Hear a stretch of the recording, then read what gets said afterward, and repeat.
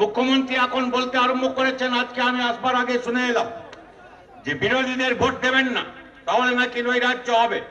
তার মানে মুখ্যমন্ত্রী এখন ভয় পেতে আরম্ভ করেছেন।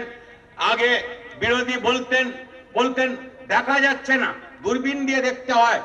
মুখ্যমন্ত্রী আপনি দেখবেন এই জঙ্গল মহলে এই কদিন ধরে যা মিটিং হচ্ছে, মিছিল হচ্ছে, আপনি দূরবীন দিয়ে দেখবেন, ওই সামিনটা দেখতে পাবেন, পেছন পর্যন্ত আপনার চোখ যাবে না।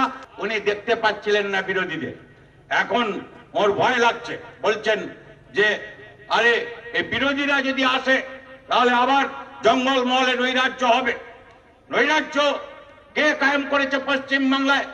পশ্চিমবাংলায় এই 5 বছরে যে নৈরাজ্য দেখেছি আমরা মনে করি স্বাধীনতার পর অনেক ঝাপটা গেছে, কিন্তু এরকম নৈরাজ্য, এরকম গণতন্ত্রের উপরে আক্রমণ, এরকম বিশৃঙ্খলা, এরকম চুরি জচ্চুরি ঘুষ করে এরকম দুর্নীতি আমরা কখনো দেখিনি পশ্চিমবাংলায়।